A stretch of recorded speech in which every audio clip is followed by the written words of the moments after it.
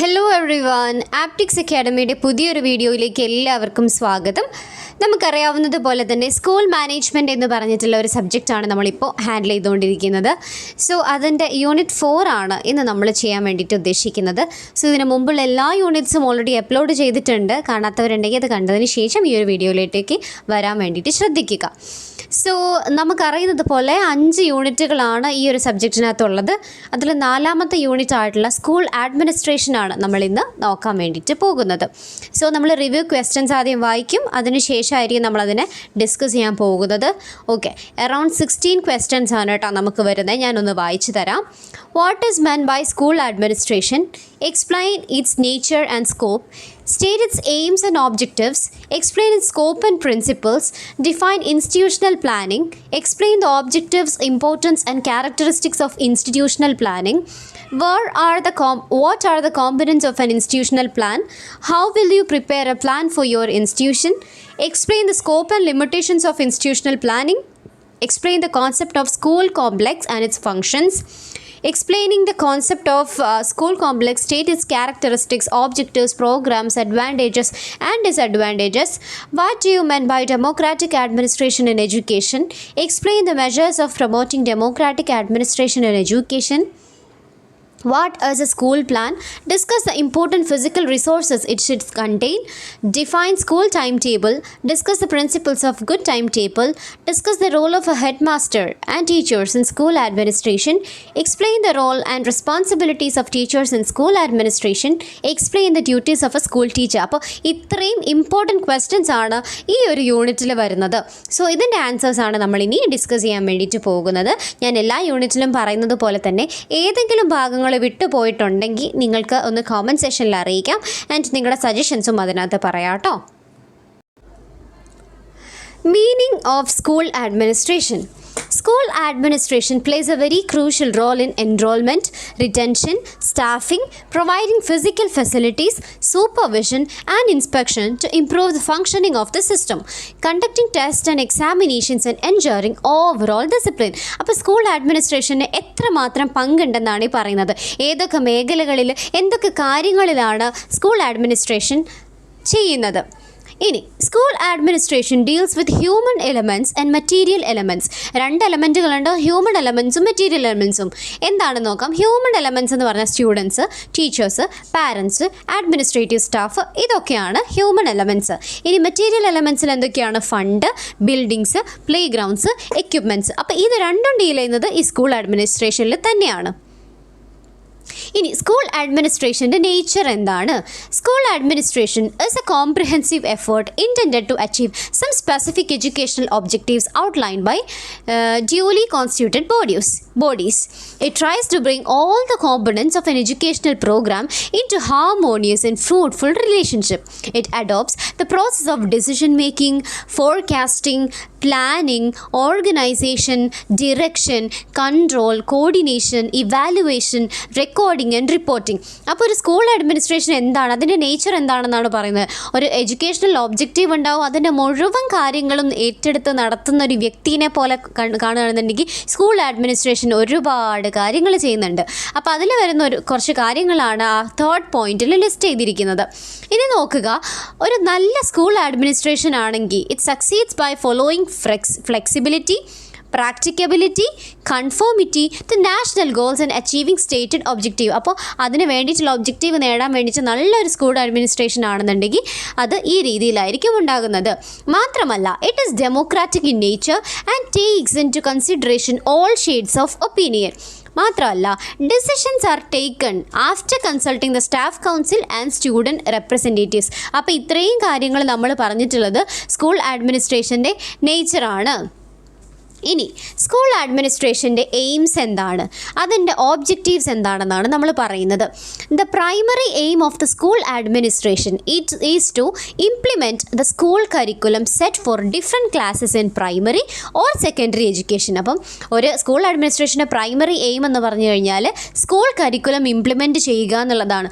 ആർക്കൊക്കെ? പ്രൈമറിയോ സെക്കൻഡറിയോ ഏത് field of education ആയിക്കോട്ടെ അവരുടെ സ്കൂൾ കരിക്കുലം സെറ്റ് ചെയ്യുക എന്നുള്ളതാണ്.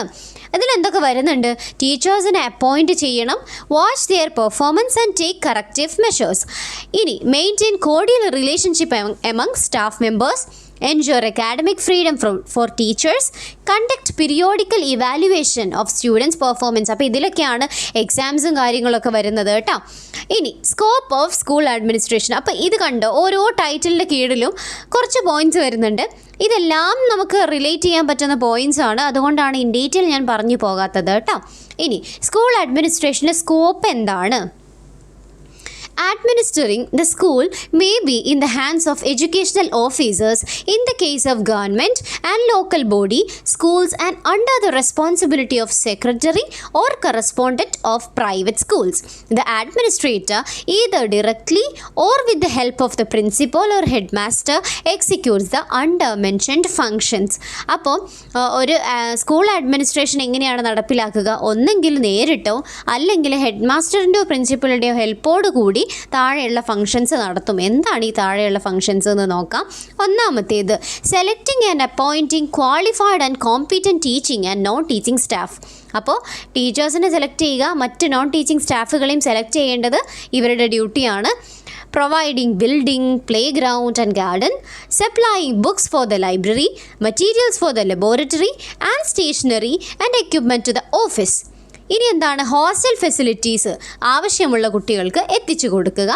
Constructing staff quarters, providing facilities for guidance services, first aid, transport, communication and canteen facilities. ഇതൊക്കെ വരുന്നത് എന്തിലാണ്? ഇവരുടെ ഡ്യൂട്ടീസ് ആണ് കേട്ടോ. Organising noon meals to needy students. Okay, ഉച്ചക്കഞ്ഞി നമുക്കറിയാവുന്നതുപോലെ ഉച്ചഭക്ഷണം കൊടുക്കുക. Promoting school community relations, evaluation of school programmes, evaluation of student achievement, maintaining prescribed records and registers, cooperating with the education department. അപ്പോൾ ഇത്രയും കാര്യങ്ങളാണ് ആ ഒരു പോയിന്റിൽ, ആ ഒരു ടോപ്പിക്കിൽ വരുന്നത്. ഇനി സ്കൂൾ അഡ്മിനിസ്ട്രേഷൻ്റെ പ്രിൻസിപ്പിൾസ് എന്തൊക്കെയാണ്? അപ്പോൾ ഒന്നാമത്തെ പോയിൻ്റാണ് പ്രിൻസിപ്പിൾ ഓഫ് ഷെയറിംഗ് റെസ്പോൺസിബിലിറ്റി. ഇവിടെ എന്താണ്? ഒരു അതോറിറ്റേറിയൻ പവർ ആവാതെ എല്ലാവർക്കും റെസ്പോൺസിബിലിറ്റീസ് ഷെയർ ചെയ്ത് കൊടുക്കുക എന്നുള്ളതാണ് ആദ്യത്തെ പോയിന്റിൽ പറയുന്നത്. രണ്ടാമത്തേത് എന്താണ്? Principle of equality. ഇതെന്താണ് പറയുന്നത്? എല്ലാവർക്കും തുല്യ അവകാശം കൊടുക്കുക, എല്ലാവരും ഈക്വലാണ്. Democratic head does not consider himself aloof from others. എല്ലാവരും തുല്യരാണ്, അല്ലാതെ ഒരാളിൽ നിന്ന് മറ്റൊരാൾ വലിയൊരാളായിട്ട് കാണുന്നില്ല. ഇനി പ്രിൻസിപ്പൽ ഓഫ് ഫ്രീഡം ആണ്. ഇതിൽ പറയുന്നത് democratic head gives full freedom to the staff so they may work according to their will. ഒരു പ്രഷർ കൊടുക്കാതെ അവരുടെ ഇഷ്ടത്തിന് വർക്ക് ചെയ്യാനുള്ള ഒരു അവസരം കൊടുക്കുക. അതുപോലെ തന്നെ കോപ്പറേഷൻ, പ്രിൻസിപ്പിൾ ഓഫ് കോപ്പറേഷൻ. അതിലെന്താണ് ഉദ്ദേശിക്കുന്നത്? ഒരു സ്കൂള് നടത്തിക്കൊണ്ടു പോവുക അത്ര ഈസി ആയിട്ടുള്ള ഒരു ഡ്യൂട്ടിയല്ല. അതിൽ ഒരുപാട് ആളുകളുടെയും ഒരുപാട് തലകളുടെയും ആവശ്യമുണ്ട്. ഹാൻഡ്സ് ആൻഡ് ഹെഡ്സ് എന്ന് ഉദ്ദേശിക്കുന്ന കൈയും തലയും എന്നല്ല ഉദ്ദേശിക്കുന്ന, ഒരുപാട് ആളുകളുടെ സഹായം ആവശ്യമുണ്ട്. അപ്പോൾ എല്ലാവരെയും ഒരുമിച്ച് കൊണ്ടുപോവുക എന്നുള്ളതും ഒരു പ്രിൻസിപ്പിളാണ്. അടുത്തത് പ്രിൻസിപ്പിൾ ഓഫ് ജസ്റ്റിസ് ആണ്. ഇവിടെ എന്താണ്? The democratic administration will be successful only if the head master does justice to one and all. എല്ലാവരെയും ഒരുപോലെ പ്രിൻസിപ്പിൾ കണ്ടാൽ മാത്രമേ അവിടെ നല്ലൊരു പ്രിൻസിപ്പിൾ ഉണ്ടാവുകയുള്ളൂ അല്ലേ. അടുത്തത് principle of recognition of individual worth. ഇതിലെന്താണ് പറയുന്നത്? It comes closer to his followers. അതായത് ഒരു ഹെഡാണ് എല്ലാവരുടെ അടുത്തും ഈക്വാലിറ്റി കാണിക്കേണ്ടത്. He comes closer to his followers and tries to understand their capability. ഓരോരുത്തരുടെയും ക്യാപ്പബിലിറ്റി മനസ്സിലാക്കുക, ക്വാളിറ്റി മനസ്സിലാക്കുക, മെറിറ്റ് മനസ്സിലാക്കുക, അതിനനുസരിച്ച് പെരുമാറുക. അടുത്തതാണ് പ്രിൻസിപ്പിൾ ഓഫ് ലീഡർഷിപ്പ്. ഇതിൽ പറയുന്നത് the school administration must possess the qualities of leadership so that others may also follow him. He should inspire, direct, guide and lead the staff, the students. അപ്പോൾ നല്ലൊരു leader ആവുകയാണെന്നുണ്ടെങ്കിൽ എല്ലാവരെയും ഒരുപോലെ കണ്ട് എല്ലാവർക്കും ഇൻസ്പിറേഷനായിട്ട് അവരെ direct ചെയ്യുന്ന രീതിയിൽ, ഗൈഡ് ചെയ്യുന്ന രീതിയിൽ ആവണം. അടുത്തത് പ്രിൻസിപ്പിൾ ഓഫ് ഡെമോക്രാറ്റിക് ഫിലോസഫിയാണ്. In a democratic setup of life, a democratic philosophy of the head will make the institution function smoothly and effectively. Flexibility എന്ന് പറഞ്ഞാൽ നമുക്കറിയാം, ഫ്ലെക്സിബിൾ ആയിരിക്കണം, എപ്പോഴും ready to accommodate others in the wider interest of the institution. അതായത് ഞാൻ അനങ്ങില്ല എന്ന് പറഞ്ഞാൽ അവിടെ നിൽക്കാൻ പറ്റില്ല, എല്ലാവരെയും അക്കോമഡേറ്റ് ചെയ്യാൻ പറ്റുന്ന രീതിയിലായിരിക്കണം. അടുത്തത് എഫിഷ്യൻസിയാണ്.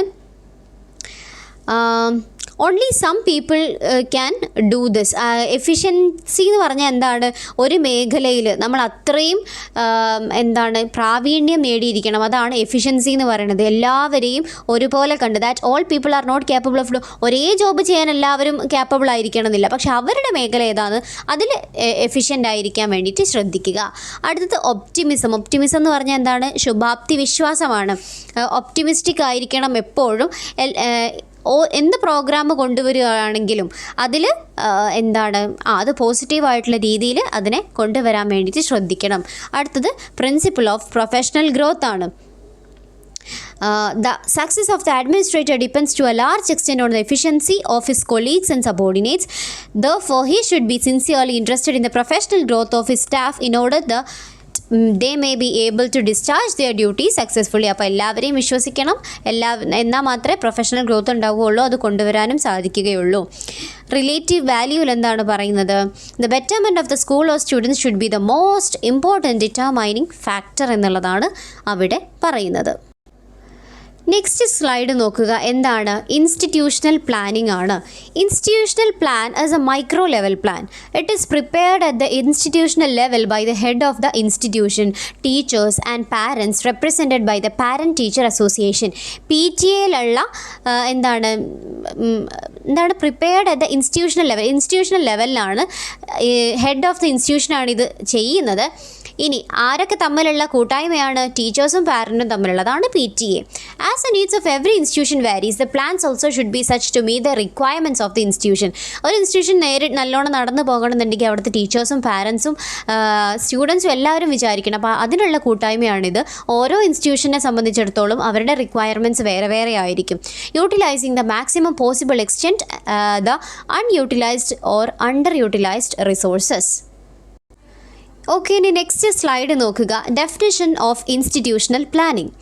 Institutional planning is a program of development and improvement prepared by an educational institution on the basis of its felt needs and the resources available or likely to be made available with a view to improving the school program and school practices.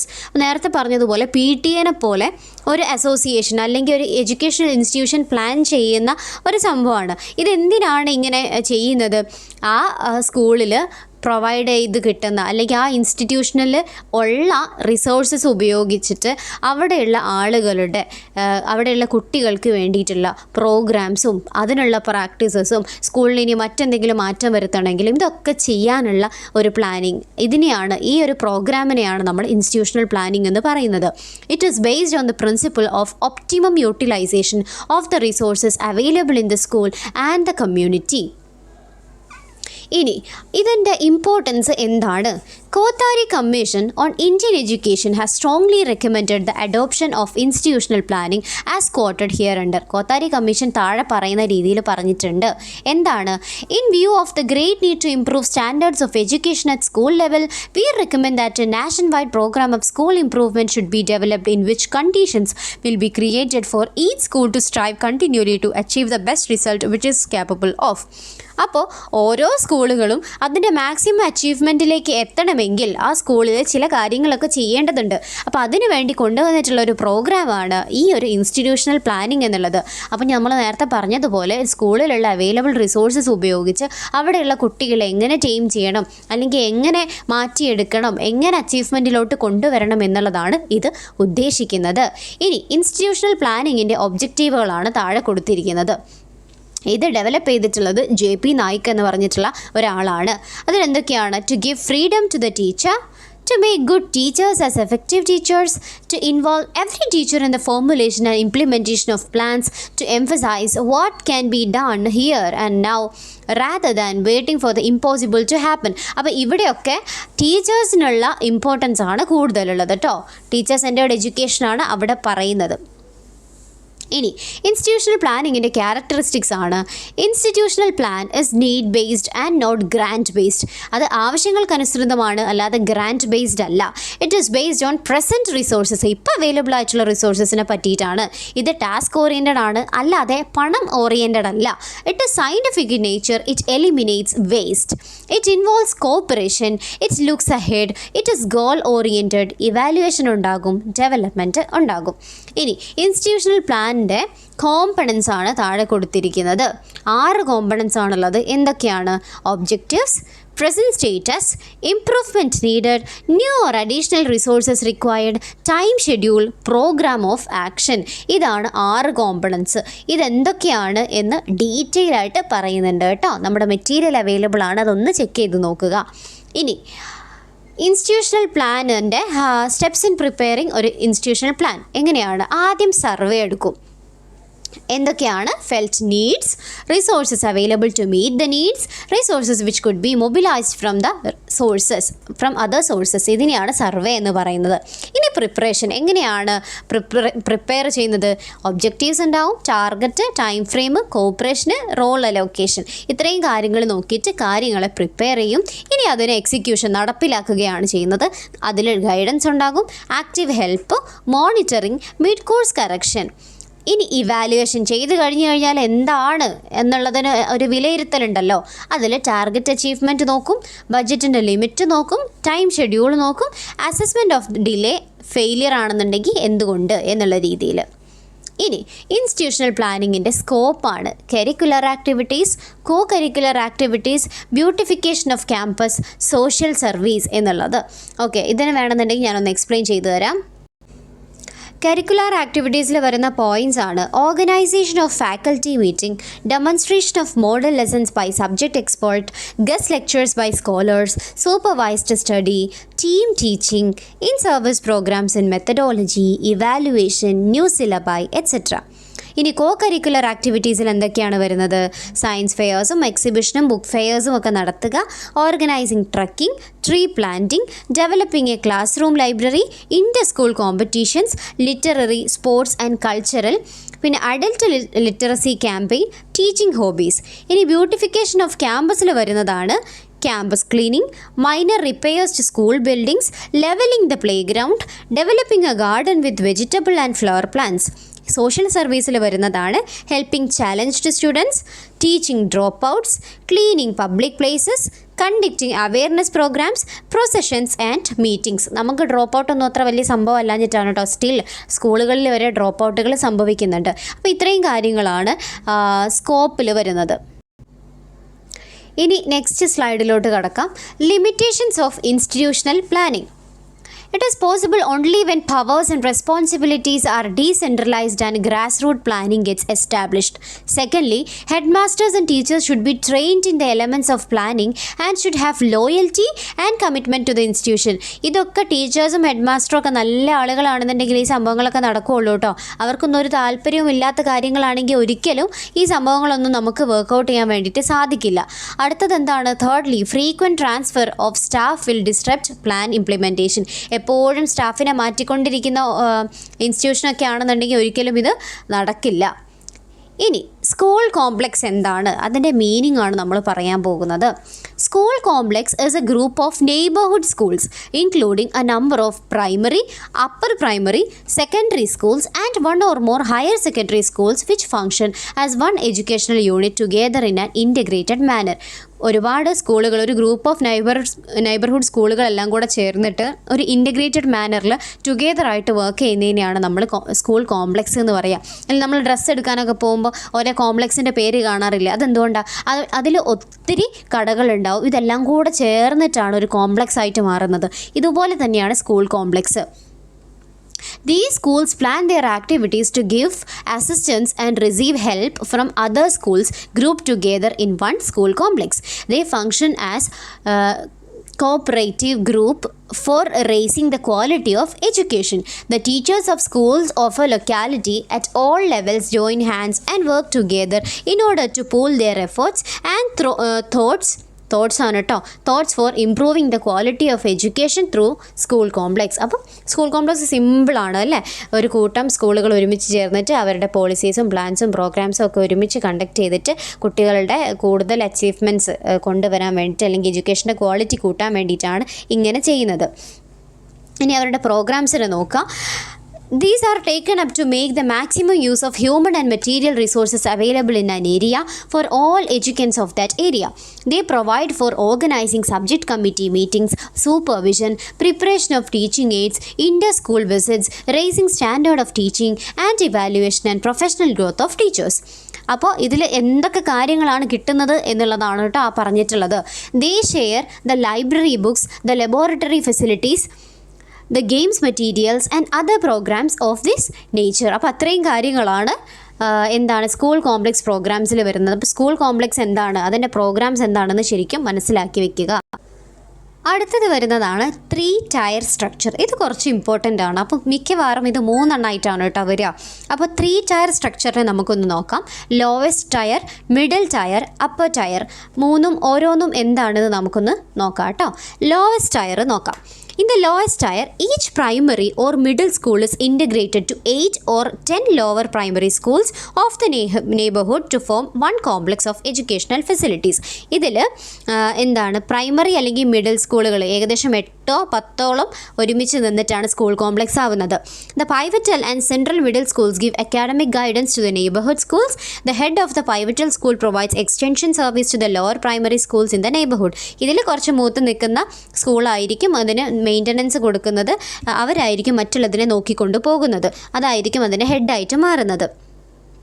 The head of the pivotal school provides extension service to the lower primary schools in the neighborhood. He is in charge and responsible for the proper and effective functioning. A number of committees are formed to achieve this purpose. അതാണ് lowest tier. ഇനി middle tier നോക്കിക്കേ. ഇവിടെ middle schools in a particular area are related to one high or higher secondary school. മറ്റത് primary സ്കൂളായിരുന്നു, ഇത് higher secondary സ്കൂളുകളാണ്.